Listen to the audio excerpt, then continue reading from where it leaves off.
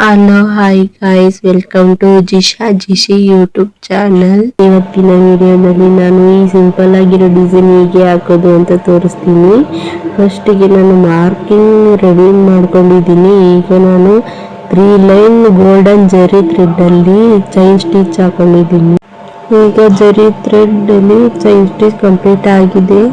ಈಗ ನಾನು ಇದಕ್ಕೆ ಮಾರ್ಕಿಂಗ್ ಹೆಂಗೆ ಹಾಕೊಳ್ಳೋದು, ಈ ಲೈನ್ಸ್ ಬರೋದಕ್ಕೆ ನೀಟಾಗಿ ಬರಬೇಕು, ಎಲ್ಲ ಲೈನ್ಸ್ ಒಂದೇ ಥರ ಬರಬೇಕು ಅಂತ ನಾನು ಇದು ಹಿಂಗೆ ಹಾಕೋದು ಅಂತ ಈ ವಿಡಿಯೋದಲ್ಲಿ ನಾನು ತೋರಿಸ್ಕೊಡ್ತಾ ಇದ್ದೀನಿ. ಮೊದಲಿಗೆ 1 ಇಂಚು ಪೇಪರ್ಗೆ ಮಾರ್ಕ್ ಮಾಡ್ಕೊಂಡಿದ್ದೀನಿ ಎಮ್ ಶೇಪಲ್ಲಿ. ಮಧ್ಯದಲ್ಲಿ ಅರ್ಧ ಇಂಚು ಮತ್ತು 1 ಇಂಚು ಮಾಡಿ ಎಮ್ ಶೇಪ್ಗೆ ಕಟ್ ಮಾಡ್ಕೊಂಡಿದ್ದೀನಿ. ಕೆಳಗಡೆ ಅರ್ಧ ಇಂಚಿಗಿಂತ 1 ಪಾಯಿಂಟ್ ಕಡಿಮೆ, ಈ ಕಡೆ ಅರ್ಧ ಇಂಚಿಗಿಂತ 1 ಪಾಯಿಂಟ್ ಕಡಿಮೆ ನಿಮ್ಗೆ ತೋರಿಸ್ತಾ ಇದ್ದೀನಿ. ನೋಡಿಲಿ, ಅರ್ಧ ಇಂಚಲ್ಲಿ 1 ಪಾಯಿಂಟ್ ಕಡಿಮೆ ಇದೆ. ಆ 1 ಪಾಯಿಂಟ್ಗೆ ಮಾರ್ಕ್ ಮಾಡ್ಕೊಂಡಿದ್ದೀನಿ. ನಾನು ಯೂಸ್ ಮಾಡ್ತಾ 2 mm ಬೀಡು, ಅದಕ್ಕೆ ತಕ್ಕಂಗೆ ನಾನು ಮಾರ್ಕ್ ಮಾಡ್ಕೊಂಡಿದ್ದೀನಿ. ನೀವು ಎಷ್ಟು ಬೀಡು ಯೂಸ್ ಮಾಡ್ತೀರಾ ಆ ಸೈಜ್ ತಕ್ಕ ಹಾಗೆ ನೀವು ಮಾರ್ಕಿಂಗ್ ಮಾಡ್ಕೋಬೇಕು. ಈಗ ನಾನು ಕ್ಲಾತ್ ಮೇಲೆ ಇಟ್ಟು ಶಾರ್ಪ್ನೆಸ್ಸಲ್ಲಿ ಒಂದು ಮಾರ್ಕ್ ಮಾಡ್ಕೊತಾ ಇದ್ದೀನಿ, ಮತ್ತು ಕೆಳಗಡೆ ಒಂದು ಮಾರ್ಕ್, ಮತ್ತು ಶಾರ್ಪ್ ಮೇಲೆ ಒಂದು ಮಾರ್ಕ್. ಈ ಥರ 3 ಮಾರ್ಕ್ನಲ್ಲಿ 1 ಮಾರ್ಕ್ ಮಾಡಿಕೊಂಡು 2 ಮಾರ್ಕ್ ಮಾಡಿಕೊಂಡು ಅದ್ರ ಮೇಲೆ ಸ್ಟ್ರೈಟ್ ಲೈನ್ ಹಾಕೋತಾ ಇದ್ದೀನಿ. ಇದೇ ರೀತಿ ಸ್ಟ್ರೈಟ್ ಲೈನ್ ಹಾಕೋಬೇಕು. ಮತ್ತು ಇವಾಗ ಅದೇ ಲೈನ್ಸ್ ಮೇಲೆ ಇಟ್ಕೋಬೇಕು. ನಮಗೆ ಇನ್ನೊಂದು ಮಾರ್ಕ್ ಕರೆಕ್ಟ್ ಬರಬೇಕು ಅಂದರೆ ಅದೇ ಲೈನ್ಸ್ ಮೇಲೆ ಹೊಡಿಕೋಬೇಕು. ಮತ್ತು ಈಗ ಚಿಕ್ಕದು ಒಂದು ಲೈನ್ ಮತ್ತು ದೊಡ್ಡದು ಒಂದು ಲೈನ್ ಹಾಕೋತಾ ಇದ್ದೀನಿ ಮಾರ್ಕ್ ಮಾಡ್ಕೊಂಡು. ಇದೇ ರೀತಿ ಎಲ್ಲ ಕಡೆನೂ ಮಾರ್ಕ್ ಮಾಡ್ಕೋಬೇಕು. ಎಲ್ಲ ಕಡೆ ನಾನು ಇದೇ ರೀತಿಯಾಗಿ ಮಾರ್ಕ್ ಮಾಡ್ಕೊತಾ ಬರ್ತಿದ್ದೀನಿ. ನೀವು ಕೂಡ ಎಲ್ಲ ಕಡೆ ಇದೇ ರೀತಿಯಲ್ಲಿ ನೀವು ಮಾರ್ಕ್ ಮಾತ್ರ ಚೇಂಜ್ ಮಾಡೋ ಹಾಗಿಲ್ಲ. ಇದೇ ಮಾರ್ಕಿಂಗ್ ನೀವು ಪೇಪರ್ ಕಟಿಂಗ್ ಮಾಡ್ಕೋಬೇಕು ಅಂದರೆ ಮದುವೆ ಇನ್ವಿಟೇಷನ್ ಕಾರ್ಡಲ್ಲಿ ಕಟ್ ಮಾಡ್ಕೋಬೇಕು. ಅದ್ರಲ್ಲಿ ಕಟ್ ಮಾಡ್ಕೊಂಡ್ರೆ ನೀವು ಇಡೀ ಬ್ಲೌಸ್ ಫುಲ್ಲು ಸ್ಲೀವು ಮತ್ತು ಫ್ರಂಟ್ ನೆಕ್ ಸ್ಲೀವ್ ಎಲ್ಲ ಮಾಡೋ ತನಕನೂ ಆ ಮಾರ್ಕಿಂಗ್ದು ಹೋಗಲ್ಲ. ನೀವು ಅದೇ ಪೇಪರಲ್ಲಿ ಕಟಿಂಗ್ ಮಾಡ್ಕೊಂಡ್ರೆ ಬೇಗ ಹಾಳಾಗುತ್ತೆ. ಇದು ಗಟ್ಟಿ ಇರೋದ್ರಿಂದ ಪೇಪರ್ ಬೇಗ ಹಾಳಾಗಲ್ಲ. ಅದರಿಂದ ಇದ್ರಲ್ಲಿ ಕಟ್ ಮಾಡ್ಕೊಳ್ಳಿ. ಇದ್ರಲ್ಲಿ ಕಟ್ ಮಾಡ್ಕೊಂಡ್ರೆ ಬೇಗ ಹಾಳಾಗಲ್ಲ, ಗಟ್ಟಿಯಾಗಿರುತ್ತಲ್ಲ. ನಾವು ಇಡೀ ಬ್ಲೌಸ್ ಮಾರ್ಕ್ ಹಾಕೋ ತನಕನೂ ಇದು ಗಟ್ಟಿಯಾಗಿ ಚೆನ್ನಾಗಿರುತ್ತೆ. ನಾವು ಎಲ್ಲ ಮಾರ್ಕಿಂಗು ಒಂದೇ ಅಳತೆಗೆ ಒಂದೇ ಕರೆಕ್ಟಾಗಿ ಬರುತ್ತೆ. ಈಗ ನಮ್ಗೆ ಇದ್ರಲ್ಲಿ ಮಾರ್ಕ್ ಸರಿ ಕಾಣ್ತಾ ಇಲ್ಲ, ಜರಿ ಥ್ರೆಡ್ ಮೇಲೆ ಹಾಕಿರೋದ್ರಿಂದ ನಾನು ಅದಕ್ಕೆ ಈಗ ವೈಟ್ ಕಲರ್ ಮಾರ್ಕಿಂಗಲ್ಲಿ ತೆಗ್ದು ವೈಟ್ ಮಾರ್ಕಲ್ಲಿ ನಾನು ಮಾರ್ಕ್ ಹಾಕೋತಾ ಇದ್ದೀನಿ. ಜರಿ ಮೇಲೆ ನಮಗೆ ಪೆನ್ಸಿಲ್ದು ಮಾರ್ಕ್ ಕಾಣಲ್ಲ. ನಾನು ಅದಕ್ಕೆ ಸುತ್ತ ಎಲ್ಲ ಫುಲ್ಲು ವೈಟ್ ಮಾರ್ಕರಲ್ಲೇ ನಾನು ಮಾರ್ಕ್ ಮಾಡ್ಕೊಳ್ತಾ ಇದ್ದೀನಿ. ನೀವು ಇದೇ ರೀತಿ ಎಲ್ಲ ಸುತ್ತಲಿನೂ ಮಾರ್ಕರಲ್ಲಿ ಮಾರ್ಕ್ ಮಾಡ್ಕೊಳ್ಳಿ. ಮಾರ್ಕ್ ಮಾತ್ರ ಮಿಸ್ ಮಾಡೋ ಹಾಗಿಲ್ಲ.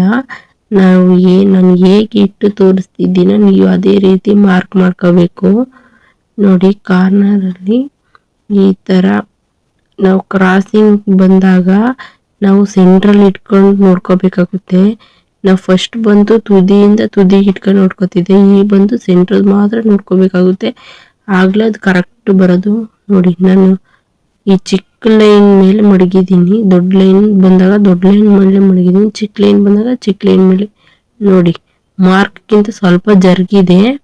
ಅದೇ ರೀತಿನೇ ನೀವು ಮಾಡ್ಕೋಬೇಕು. ನಮ್ಗೆ ಬರಬೇಕಾಗಿ ಕೆಳಗಡೆ ಶೇಪ್ ಕರೆಕ್ಟ್ ಬರಬೇಕು, ಮೇಲ್ಗಡೆ ಶೇಪ್ ನೋಡಿ ನಾನು ಇಲ್ಲಿ ಮಾರ್ಕ್ ಕಾಣ್ತಿದ್ದಿಲ್ಲ, ಈ ಥರ ಕೆಳಗಡೆ ಅದು ಎಡ್ಜೆ ಇದೆಯಲ್ಲ, ಎಡ್ಜಲ್ಲಿ ಏನು ಬರುತ್ತೆ ಅದ್ರ ಮೇಲೆ ನಾನು ಮಾರ್ಕ್ ಹಾಕೋತಾ ಇದ್ದೀನಿ. ನೀವು ಇದೇ ರೀತಿಯಲ್ಲಿ ಮಾರ್ಕ್ ಮಾಡ್ಕೋಬೇಕು. ಆಗಲೇ ಅದು ಕವ್ ಶೇಪಲ್ಲಿ ಹೆಂಗೆ ಬರೆದಿರ್ತೀವೋ ಅದೇ ರೀತಿಯಲ್ಲಿ ಬರುತ್ತೆ. ಇದೇ ರೀತಿಯಲ್ಲಿ ನೀವು ಮಾರ್ಕ್ ಮಾಡ್ಕೋಬೇಕು. ನಾನು ಈ ವರ್ಕಿಗೆ ಯೂಸ್ ಮಾಡ್ತಿರೋ ಮೆಟೀರಿಯಲ್ ಬಂದು A-ಸ್ಟಾರ್ ಬ್ರ್ಯಾಂಡ್ ಶುಗರ್ ಬೀಡ್, ಮತ್ತು 2 mm pearl bead, 2 mm golden bead, 3 ನಾನು ಇದಕ್ಕೆ ಯೂಸ್ ಮಾಡ್ತಿರೋ ಮೆಟೀರಿಯಲ್ ಒಂದು 2 mm ಪರ್ಲ್ ಬೀಡ್, ಮತ್ತು ಶುಗರ್ ಬೀಟ್ ತಗೊಂಡಿದ್ದೀನಿ. First 2 mm pearl bead, 1 sugar bead ಹಾಕಿ ಲಾಕ್ ಮಾಡ್ಕೊತಾ ಇದ್ದೀನಿ. ಮತ್ತು 2 ಶುಗರ್ ಬೀಡ್ ಮತ್ತು 2 ಶುಗರ್ ಬೀಡ್ನೇ ನಾನು ಲಾಕ್ ಮಾಡ್ಕೊತಾ ಇದ್ದೀನಿ. ನಾವು ಜಾಸ್ತಿ ಶುಗರ್ ಬೀಡ್ ಹಾಕೋದ್ರಿಂದ ಶುಗರ್ ಬೀಡ್ ಕರೆಕ್ಟಾಗಿ ಸ್ಟಿಫಾಗಿ ಕೂರಲ್ಲ. ಅದರಿಂದ ನಾವು 2 ಬೀಡ್ ಮಾತ್ರ ಹಾಕೋಬೇಕು. ಎರಡು ಬೀಡ್ನಲ್ಲಿ ಸ್ಟಿಚ್ ಮಾಡೋದು. ಇಲ್ಲಿ ಆ್ಯಂಟಿಕ್ ಶುಗರ್ ಬೀಡ್ನ ಬಳಸ್ತಾ ಇದ್ದೀನಿ, ಆ್ಯಂಟಿಕ್ ಕಲರ್ದು. ಎಸ್ಟರ್ ಬ್ರ್ಯಾಂಡ್ದೇ ಬಳಸ್ತಾ ಇದ್ದೀನಿ. ನೀವು ನಿಮಗೆ ಕಂಫರ್ಟಬಲ್ ಯಾವ ಬ್ರ್ಯಾಂಡ್ ಇಷ್ಟ ಆಗುತ್ತೆ ಆ ಬ್ರ್ಯಾಂಡ್ ಬಳಸ್ಬೋದು. ಆದರೆ ತುಂಬ ಲೋಕಲ್ ಬ್ರ್ಯಾಂಡ್ ಬಳಸ್ಬಿಡಿ, ಬೇಗ ಕಲರ್ ಶೇಡ್ ಆಗುತ್ತೆ. ನೀವು ಸ್ವಲ್ಪ ಬ್ರ್ಯಾಂಡೆಡ್ ಆಗಿರೋ ಶುಗರ್ ಬೀಡ್ಗಳನ್ನ ಯೂಸ್ ಮಾಡಿ. ಆಮೇಲೆ 2 mm ಗೋಲ್ಡ್ ಬೀಡ್ನ ಸ್ಟಿಚ್ ಮಾಡಿ ಅದ್ರ ಮೇಲೆ ಒಂದು ಶುಗರ್ ಬೀಡ್ ಮತ್ತು ಒಂದು ಪಲ್ ಬೀಡ್ ಮತ್ತೆ ಆ್ಯಂಟಿ ಶುಗರ್ ಬೀಡ್ನ ಬಳಸ್ತಾ ಇದ್ದೀನಿ. ಮತ್ತು ಇದನ್ನ ಲಾಕ್ ಮಾಡಿ 2 mm ಗೋಲ್ಡನ್ ಬೀಡ್ನ ಸ್ಟಿಚ್ ಮಾಡಿ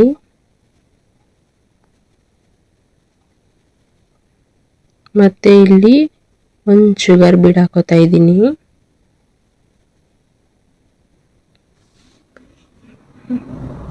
ಮತ್ತೆ ಒಂದು 2 mm ಗೋಲ್ಡ್ ಬೀಡ್ ಸ್ಟಿಚ್ ಮಾಡ್ತಾ ಇದ್ದೀನಿ.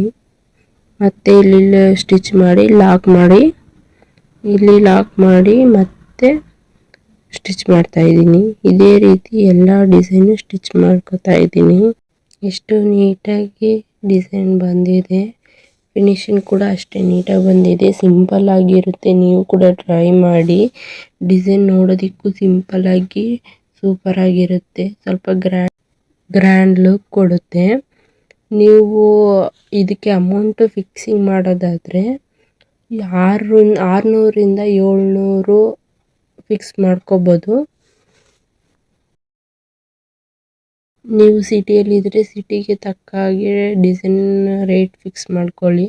ಹಳ್ಳಿಯಲ್ಲಿರೋರಾದರೆ ಹಳ್ಳಿಯಲ್ಲಿರೋ ಹಾಗೆ ರೇಟ್ನ ಫಿಕ್ಸ್ ಮಾಡ್ಕೊಳ್ಳಿ. ನೀವು ಎಲ್ಲಿ ಇರ್ತೀರೋ ಅಲ್ಲಿ ತಕ್ಕ ಹಾಗೆ ನೀವು ರೇಟ್ನ ಫಿಕ್ಸ್ ಮಾಡ್ಕೋಬೋದು. 600, 700, 500 ಇಷ್ಟರೊಳಗೆ ನೀವು ರೇಟ್ ಫಿಕ್ಸಿಂಗ್ ಮಾಡ್ಕೋಬೋದು. ಇದೇ ಈ ಡಿಸೈನ್ನ ಫೈನಲ್ ಲುಕ್. ಸ್ಲೀವು ಕೂಡ ಇದೇ ಥರ ಬರುತ್ತೆ, ಫ್ರಂಟ್ ನೆಕ್ ಇದೇ ರೀತಿ ಬರುತ್ತೆ. ಇದೇ ಈ ಡಿಸೈನ್ನ ಫೈನಲ್ ಲುಕ್. ಸ್ಲೀವು ಕೂಡ ಇದೇ ಥರ ಬರುತ್ತೆ, ಫ್ರಂಟ್ ನೆಕ್ ಇದೇ ರೀತಿ ಬರುತ್ತೆ.